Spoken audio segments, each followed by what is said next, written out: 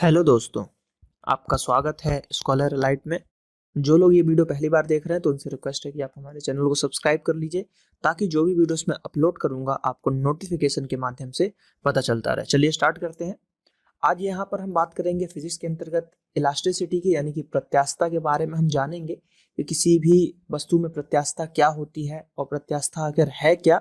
इसी के अंतर्गत हम जानेंगे प्रतिबल और विकृति के बारे में, स्ट्रेस और स्ट्रेन के बारे में हम थोड़ा सा नॉलेज लेंगे। बहुत ही छोटा सा चैप्टर है ये फिजिक्स के अंतर्गत जो कि हमने पढ़ा है। अगर आपने एनसीईआरटी की बुक्स रीड की होंगी तो कक्षा 6वीं से 10वीं की जो साइंस बोली जाती है रीड करने की, तो उसमें ये सब टॉपिक्स होते हैं और इन्हीं टॉपिक्स को मैंने जो है कवर किया है आप लोगों की डिमांड पे, क्योंकि एनसीईआरटी जो है आजकल क्रेज बढ़ रहा है एनसीईआरटी पढ़ने का। चाहे वो किसी भी एग्जाम के लिए आप एनसीईआरटी पढ़ो, इंपॉर्टेंट है। तो इसलिए जो है एनसीईआरटी का सार संग्रह यहाँ पर मैं लेके आया हूँ आप लोगों के सामने। तो आई होप कि ये सीरीज आपको बहुत ही अच्छी लग रही होगी। तो वीडियोस को लाइक कीजिए, कमेंट कीजिए, शेयर जरूर करके बताइए कि आपको कैसा लग रहा है। तो चलिए स्टार्ट करते हैं। बात करें यहाँ पर हम प्रत्यास्थता की, इलास्टिसिटी की यहाँ पर हम बात कर रहे हैं। तो उसके लिए आखिर वो होता क्या है, कैसे वर्क करता है, क्या क्या उसकी चीजें होती है, उसके अंतर्गत किन किन चीजों को हमको कंसीडर करना पड़ता है, वो हम जानते हैं। तो चलिए स्टार्ट करें। यहाँ पर अगर हम बात करें प्रत्यास्थता की, इलास्टिसिटी की, तो पदार्थ का वह गुण है जिसके कारण वस्तु उस पर लगाए गए बाह्य से उत्पन्न किसी भी प्रकार के परिवर्तन का विरोध करती है और जैसे ही बल हटा लिया जाता है वह अपनी पूर्व अवस्था में आ जाती है। यह होती है प्रत्यास्थता। यानी कि जैसे सबसे सिंपल सा एग्जांपल है आपके रबड़ का। आपने रबड़ को खींचा, यहां तक खिंच गया, ठीक है, यहां तक वो खिंचा हुआ है, लेकिन जैसे ये था आपका फोर्स था। जैसे ही आपने इसको छोड़ा रबड़ फिर अपने प्रारंभिक स्थिति में इतने में ही आ गया। तो यही चीज है प्रत्यास्थता, उस वस्तु की प्रत्यास्थता। ठीक है, चलिए और देखते हैं और समझ में आएगा और एग्जांपल जब हम देखेंगे। जब किसी वस्तु पर बाह्य बल लगाया जाता है तो वस्तु की लंबाई, तन अथवा आकृति में कुछ परिवर्तन हो जाता है। यदि वस्तु चलने अथवा घूमने के लिए स्वतंत्र ना हो, इस बाह्य बल को विरूपक बल कहते हैं। क्या बोलते हैं? इस बाह्य बल को विरूपक बल भी कहते हैं, डिफॉर्मिंग फोर्स भी कहते हैं। यानी कि कोई फोर्स आपने लगाया किसी वस्तु पर, तो क्या हुआ कि वह उसका या तो आयतन चेंज हो गया, या तो उसकी लंबाई चेंज हो गई, या उसकी आकृति चेंज हो गई, लेकिन वो जो है वस्तु जो है वापस नहीं आ पाया अपने ही पोजीशन पे, तो इसको हम विरूपक बल बोलेंगे, है ना। इसके एग्जांपल आप ले सकते हैं। जैसे पॉलीथीन है आपके पास, आपने उसको खींच तो दिया, वो खींच जाएगी, लेकिन वापस छोड़ने पे वो अपनी पोजीशन पे नहीं आएगी जैसी पन्नी थी। तो इसमें क्या किया कि हमने उसका रूप आकार चेंज कर दिया, तो विरूपक बल इसको हम बोलेंगे। चलिए कुछ और पॉइंट्स देखते हैं इंपॉर्टेंट। जब किसी वस्तु पर विरूपक बल लगाया जाता है जिसके कारण वस्तु की आकृति अथवा आकार हम बदल देते हैं, तो हम कहते हैं कि वस्तु विरूपक हो गई या डिफॉर्म्ड हो गई। तथा इसी क्रिया को जो है विरूपण कहते हैं, डिफॉर्मेशन भी इसी प्रक्रिया को बोलते हैं। विरूपक बल के परिणाम की वह सीमा जिससे कम बल लगाने पर पदार्थ में प्रत्यास्थता का गुण बना रहता है तथा जिससे अधिक बल लगाने पर पदार्थ का प्रत्यास्थता का गुण समाप्त हो जाता है। प्रत्यास्थता की सीमा यानी कि लिमिट ऑफ इलास्टिसिटी कहलाती है। वही कि रबड़ का ही एग्जांपल लेते हैं। रबड़ था, उसको हमने यहां तक खींचा, ठीक है खिंच रहा है, यहां तक खींचा खिंच रहा है, यहां पे खींचा, इसके बाद वो टूट गया, टूटा तो आधा हिस्सा यहाँ हो गया, आधा फिर यहाँ चला गया। तो वहां पे क्या हुआ कि यहां से यहां तक तो प्रत्यास्थ था, यहां से यहां तक तो प्रत्यास्थ था, लेकिन यहां पर जाके, यहां से यहां तक प्रत्यास्थ था, लेकिन यहां पर जाके उसकी प्रत्यास्थता सीमा खत्म हो गई और वो टूट गया। तो यही चीज यहाँ पे बताई गई है कि प्रत्यास्थता की सीमा क्या होनी चाहिए, लिमिट ऑफ इलास्टिसिटी की यहाँ पर बात की गई। चलिए कुछ और पॉइंट देखते हैं। भिन्न भिन्न पदार्थों के लिए प्रत्यास्थता की सीमा भिन्न भिन्न होती है, बनी सी बात है। रबड़ का एग्जांपल है, उसकी कुछ और प्रत्यास्थता होगी। रबड़ के अलावा कोई और चीज आप लेते हैं, उसकी प्रत्यास्थता कुछ अलग होगी। हर पदार्थ की अपनी ही प्रत्यास्थता की एक सीमा होती है, उसका यील्डिंग पॉइंट कुछ अलग होता है, ठीक है। तो जितने भी पदार्थ आप चेंज करोगे सबका कुछ ना कुछ अलग वैल्यू होगी। यदि किसी तार पर विरूपक बल लगाने पर उसकी प्रारंभिक लंबाई, जिसको हमने कैपिटल एल से डिनोट किया है, और उसमें वृद्धि स्मॉल एल होती है, तो उसमें विकृति यानी इसको हम स्ट्रेन कहेंगे। यानी कि जो भाई प्रारंभिक लंबाई थी और इतनी चेंज हो गई, तो इसको हमने क्या बोला? इसको हमने बोला स्ट्रेन बोला, इसको हमने विकृति बोला या विकृति कहते हैं। प्रति एकांक क्षेत्रफल पर लगाए गए बल को प्रतिबल कहते हैं। प्रति एकांक क्षेत्रफल पर, किसी भी वस्तु के एकांक क्षेत्रफल पर जैसे हम प्रेशर लगा रहे थे तो वहीं पे आपने जो लगाया, तो जो बल लगाया, ठीक है, उसको हम क्या बोलेंगे, स्ट्रेस बोलेंगे, प्रतिबल बोलेंगे।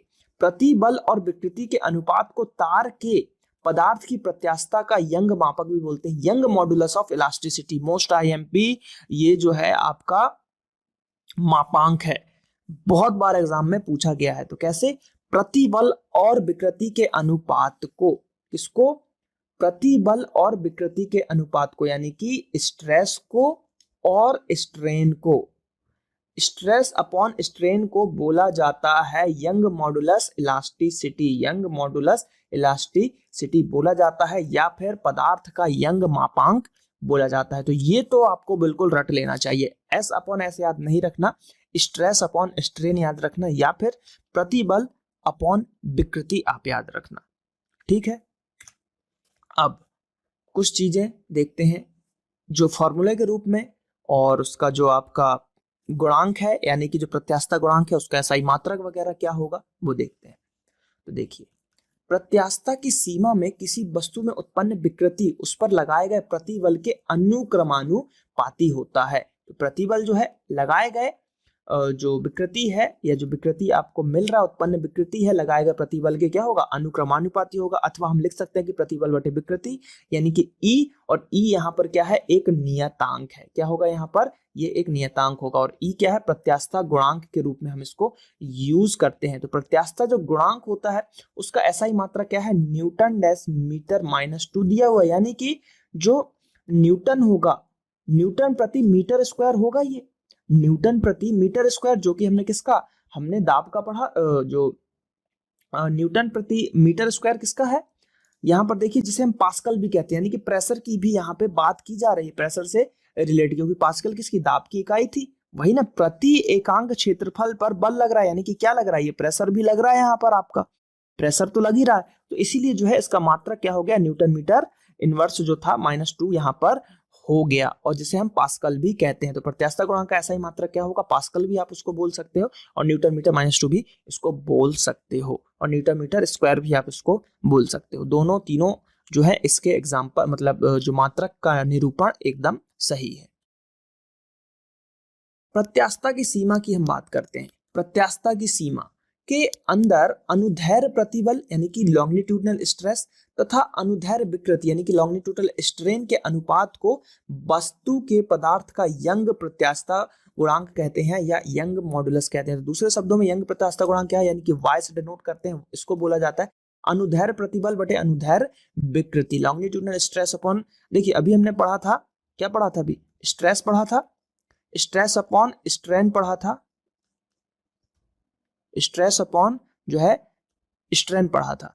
अब यहाँ पर लॉन्गिट्यूडनल और जुड़ गया, तो जब लॉन्गिट्यूडनल और जुड़ गया तो इसको हमने बोला क्या, यंग मॉडुलस। अब देखिए ये फॉर्मूला आप देख सकते हैं, इसको आपको याद करना पड़ेगा, mgl अपॉन जो ये है पाई r स्क्वायर अपॉन l। तो ये पूछेगा नहीं आपसे, बहुत ही आप बड़ा एग्जाम टेक्निकल कोई देते हो तो उसमें में भी पूछ ले, लेकिन नॉर्मल एग्जामों में ये क्वेश्चंस आपसे नहीं पूछे जाएंगे। बस वो इतना पूछेगा कि जो यंग मॉडुलस है तो उसको आप कैसे डिनोट करोगे, तो ये डिनोट होगा longitudinal stress upon longitudinal strain से, ये ऐसे करके यहाँ पर इसको डिनोट किया जाएगा।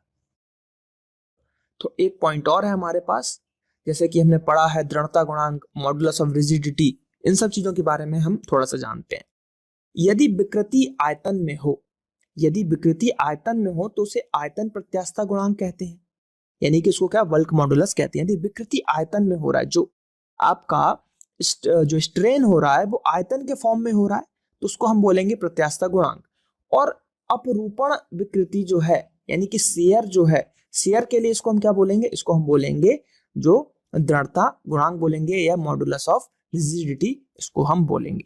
तो ये सिंपल सा है, अगर आयतन के फॉर्म में विकृति होता है तो प्रत्यास्थता गुणांक कहलाता, आयतन प्रत्यास्थता गुणांक कहलाएगा वो। तो ये क्वेश्चंस भी कभी कभी बन जाते हैं, तो इसलिए ये चीजें आपको यहाँ पर थोड़ा सा ध्यान रखना है। तो यहाँ पर देखिए ये वीडियो भी समाप्त होता है, छोटे छोटे टॉपिक हैं इसलिए जल्दी ये समाप्त हो रहे हैं। बड़े टॉपिक आते हैं तो थोड़ा सा टाइम ज्यादा लगता है। मैंने इसको टॉपिक वाइज ही पढ़ा रहा हूँ, चाहे वो छोटा सा टॉपिक हो चाहे वो बड़ा टॉपिक हो। तो टॉपिक वाइज में क्या है कि क्लियर हो जाता है, एकदम सिंपल सी चीजें रहती हैं, यहाँ पर आपको बहुत ही अच्छे से समझ में आ जाएगा। तो आई होप कि वीडियो आपको अच्छा लगा होगा, तो लाइक कीजिए वीडियोस को, ज़्यादा से ज़्यादा लाइक कीजिए, कमेंट कीजिए और शेयर ज़रूर कीजिए वीडियोस को, ताकि सभी बच्चे इसका लाभ उठा सकें। तो चलिए मिलते हैं कुछ और वीडियोस के साथ। Thank you. जय हिंद, जय भारत।